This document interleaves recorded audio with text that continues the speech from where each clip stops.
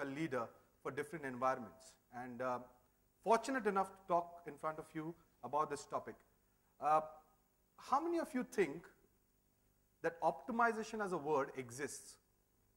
Quick. Does it exist? Optimum? Word exists? Yes or no?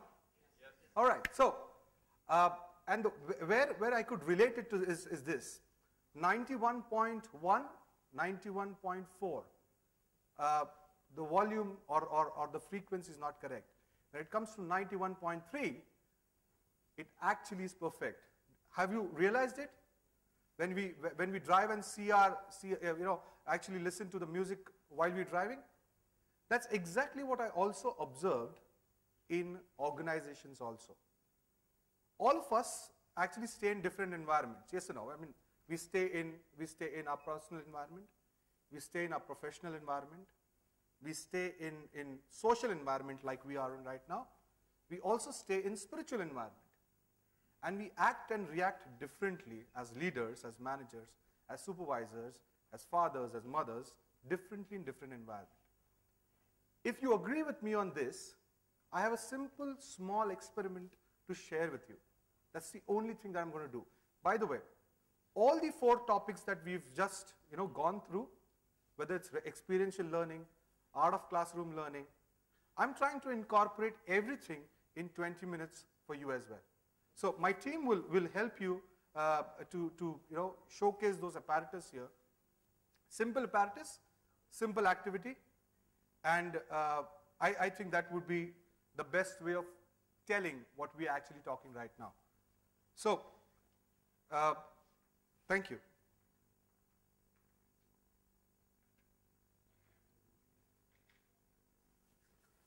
I would want to volunteer. Is that possible? Maybe you want to come? All right, come on in, come on in. Can we have a big round of applause for the lady, please?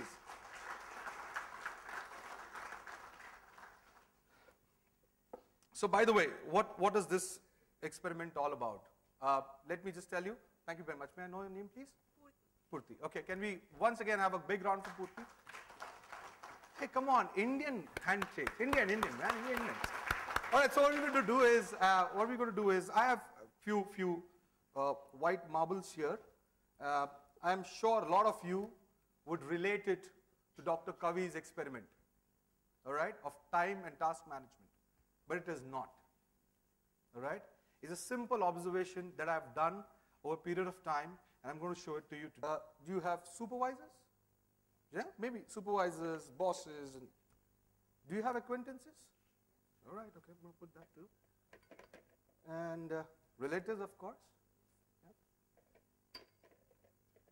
Yeah. And what's this? This is close relationships. Yeah? And this universe also has you. Yeah, all right? So I'm going to put this down here. All right, it goes down. What I want you to do is fill this bowl. Yes.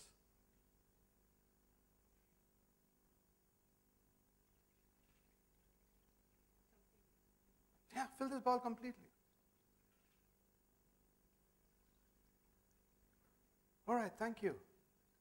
Thank you, thank you. What does water represent, by the way? Life. Sorry, what's that? Life. It represents life. It represents prosperity. Hindi में तो ये भी कहते हैं कि पैसा पानी की तरह भाग गया. Am I right? So it also represents water. All right? So this is serene water is what we say. Now look at this, friends. You still remain untouched. And this is what the way we build up in our culture. We build up to give to others. All right? In the process, we actually forget filling ourselves. So in the process of actually filling ourselves, it is, giving it to people, we remain empty every time. And when I say we, it's also our leaders.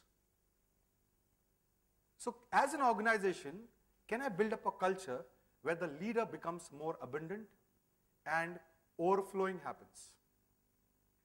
Purti, what would be the other way of doing this thing?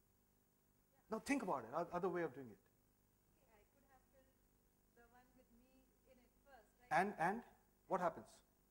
It would have overflowed. It would have overflowed. Do you agree with me, ladies and gentlemen? Yeah? It would have overflowed. Yeah? Make better sense to just take out the humans and keep it in the bowl along with the others. Makes more sense. Okay, that's a very good question. Tell me, without you, do you have one personal environment with you, which is not disclosed to anybody? I'm sorry, I didn't get your question. All right, do you have one universe with you, which is not disclosed to anybody? Yes. Yes, that's exactly why you separate. That's exactly why you separate.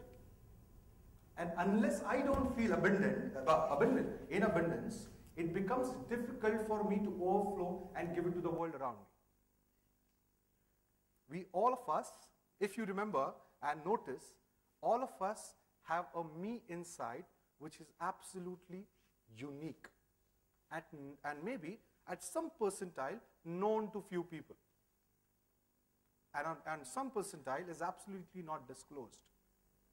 Now this experiment is ideally, if you are able to fill yourself completely with abundance, you will generate energy, you will generate productivity, you will give it to others, you will contribute, you will signify people, and that's exactly what leaders are looking for.